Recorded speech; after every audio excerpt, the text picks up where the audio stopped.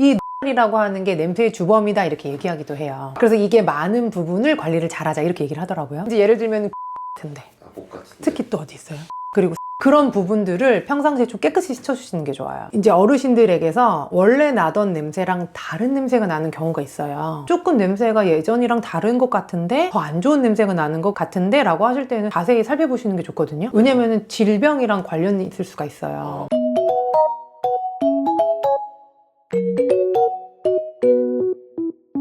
나이가 이제 많으신 노인분들 중에 이제 우리 할아버지 할머니들 중에 이런 얘기 들어본 적 있을까요? 냄새 나요.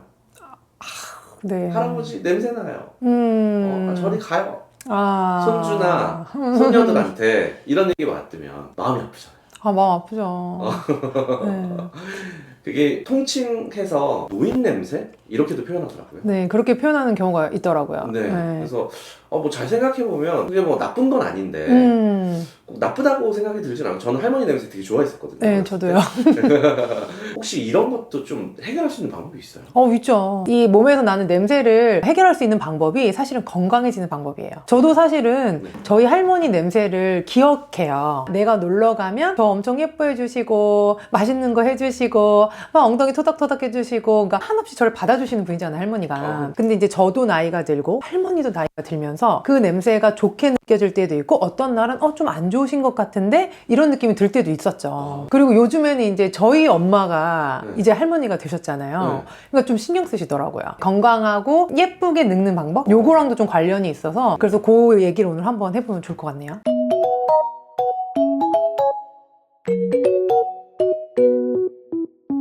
노인 냄새라고 하는 게 대체 뭔지. 나이가 드는 것도 속상한데 냄새가 나는 것도 사실은 피부에서 좀 시작되는 경우가 많은데요.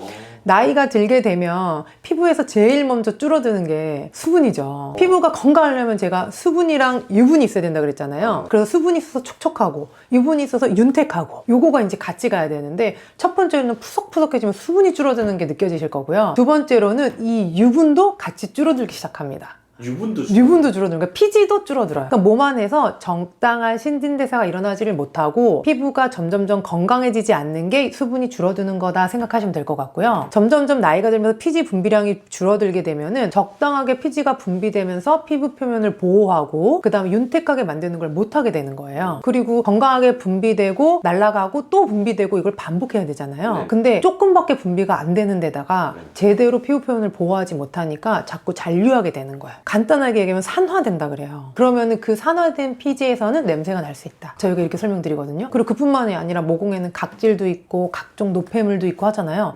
피지랑 그런 아이들이 섞여가지고 냄새가 나게 되는 거예요. 그리고 특히나 요 노인 냄새에 대해서 일본에서 좀 연구를 많이 하고 있더라고요. 그래서 거기서 원인으로 찾은 하나의 성분이 있는데요. 이 피지 속의 지방산이 산화되면서 노넨알데히드라는 걸 분비한다고 해요. 그 노넨알데히드라고 하는 걸 간단하게 노네날 뭐 이렇게 얘기도 하거든요. 이 노네날이라고 하는 게 냄새의 주범이다 이렇게 얘기하기도 해요. 그래서 이게 많은 부분을 관리를 잘하자 이렇게 얘기를 하더라고요. 노인 냄새가 특징적인 어떤 냄새가 있나요? 사람마다 조금 다른 것 같아요. 사람마다 다. 근데 우선은 이제 뭐 풀냄새 같다, 집더미 이런 거에서 나는 냄새 같다. 그리고 오래된 이불 같은 냄새다. 뭐 이렇게 얘기하기도 하시고. 근데 이제 그거를 좋고 푸근하게 느끼는 사람도 있고 좀 불쾌하게 느끼는 경우도 있는 거죠.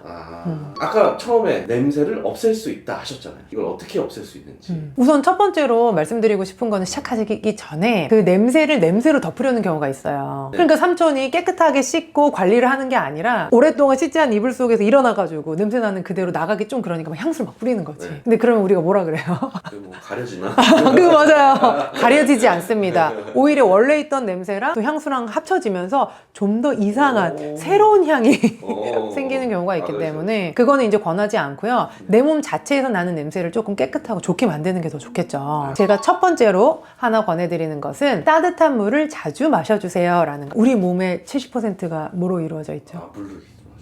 알고 계시네요. 네, 그리고 우리 몸을 전체 흐르면서 산소를 공급해주는 친구가 있는데 혈액이 있죠. 그 혈액도 피도 다 물로 이루어져 있잖아요. 그렇죠. 그래서 저희가 물을 자주 마시고 몸의 전체 혈액이 잘 흐를 수 있게 만들어주면은 몸 안에서 신진대사가 활발해지고 그로 인해서 몸에 있는 유해균이나 나쁜 것들은 없어지고 건강해질 수 있는 거죠. 왜냐하면 우리가 나이가 점점 들면서 물을 잘 안 먹게 되는 경우가 많아요. 식사량도 줄어드시고 활동도 줄어드시니까 목이 잘 안 마르게 하기도 하고요. 물을 자주 마셔주시는 게 좋고요. 그때 약간 따뜻한 물을 마셔주시면 더 좋아요. 어느 정도다? 뜨겁지 않은 정도고요. 약간 따뜻하다라고 느끼시면 될 것 같아요. 그래서 한 3, 40도 정도?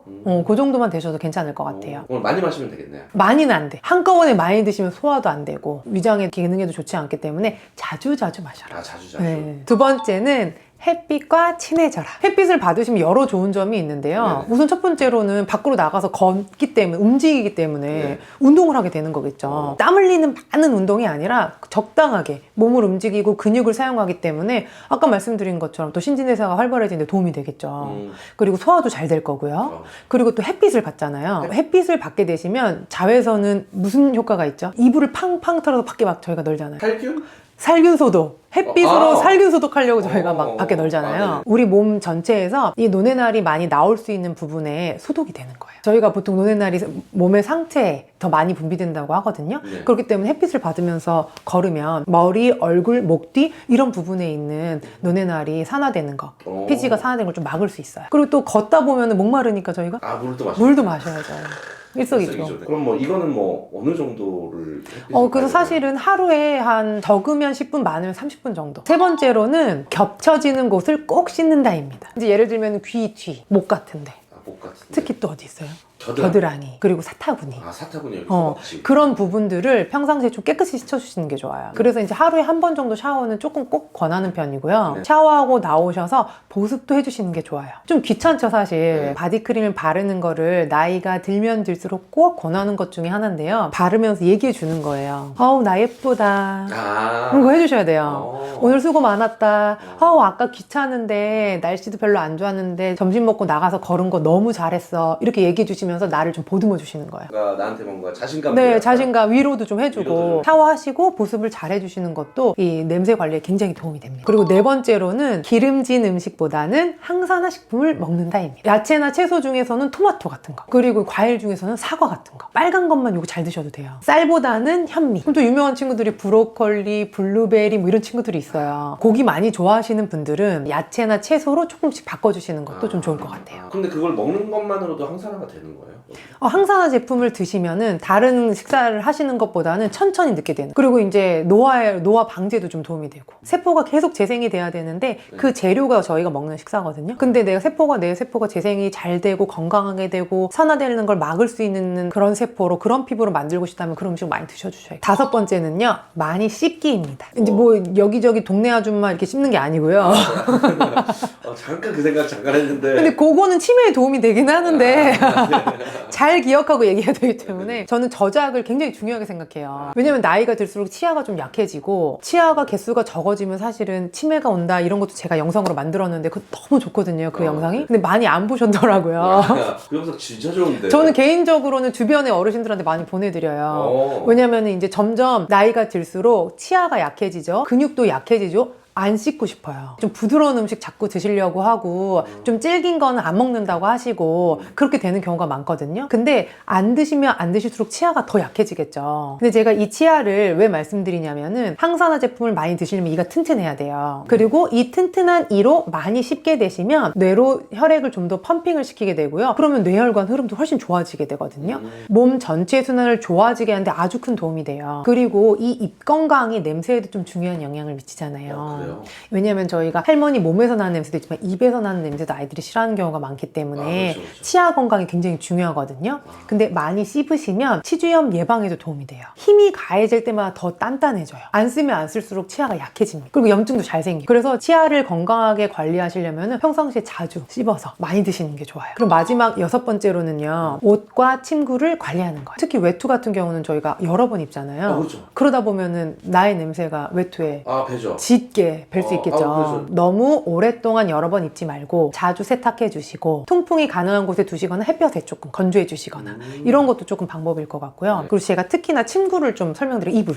이불이랑 베개를 설명드리는데 저희가 점점 이거를 잘 빨지 않게 됩니다. 귀찮아서. 근데 그만큼 베개나 이불에는 저희가 밤새 자면서 땀을 흘리기 때문에 냄새가 좀 더 짙게 배는 편이에요. 근데 몸을 깨끗하게 관리했는데 다시 그 짙게 배어있는 이불 속으로 쏙 들어가서 자면 그 냄새가 또 우리한테 다시 배겠죠. 그렇기 때문에 한 달에 한 번 힘들다면 두 달에 한 번이라도 침구를 조금 세탁해 주시는 것도 좋은 방법. 그리고 제가 하나 설명드리고 싶은 게 있는데 이제 어르신들에게서 원래 나던 냄새랑 다른 냄새가 나는 경우가 있어요. 당연히 나이가 드셔도 나겠거니라고 편안하게 생각하지 마시고 조금 냄새가 예전이랑 다른 것 같은데 더 안 좋은 냄새가 나는 것 같은데 라고 하실 때는 자세히 살펴보시는 게 좋거든요. 왜냐면 질병이랑 관련이 있을 수가 있어요. 어떤 질병이요? 그래서 우선 첫 번째는 소변 냄새랑 관련이 좀 있는데요. 그리고 소변 문제가 생기는 건 신장 기능에 관련된 거잖아요. 그래서 신장 기능에 문제가 생기셨을 수 있기 때문에 한번 체크해 보시는 게 중요하고요. 요실금이나 변실금이 생기시는 경우에 몸에서 냄새가 나게 되는 경우가 많겠죠.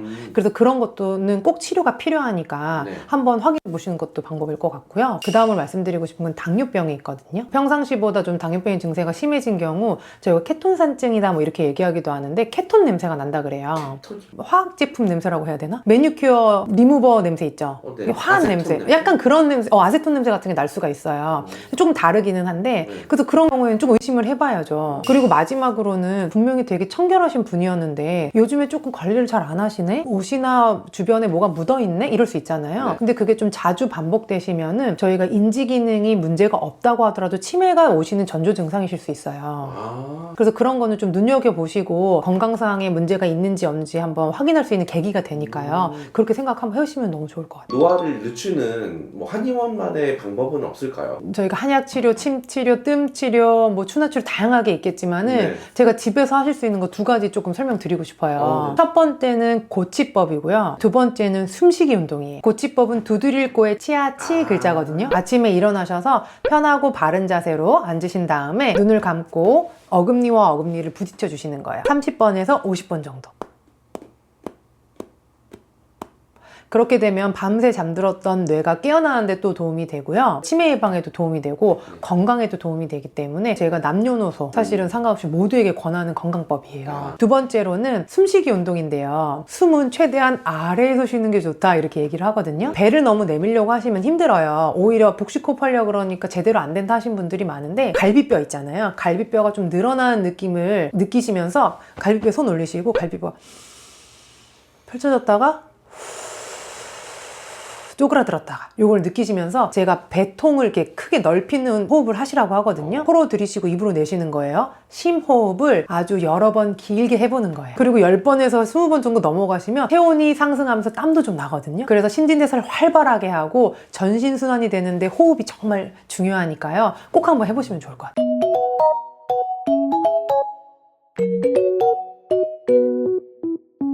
오늘은 이 냄새를 깨끗하게 할 수 있는 방법에 대해서 조금 알아봤는데요. 오늘 영상이 도움이 되셨다면 좋아요와 구독 꼭 부탁드리고요. 주변의 친구들에게도 공유해주세요. 이번 생도 건강하고 깨끗하게 건생하세요.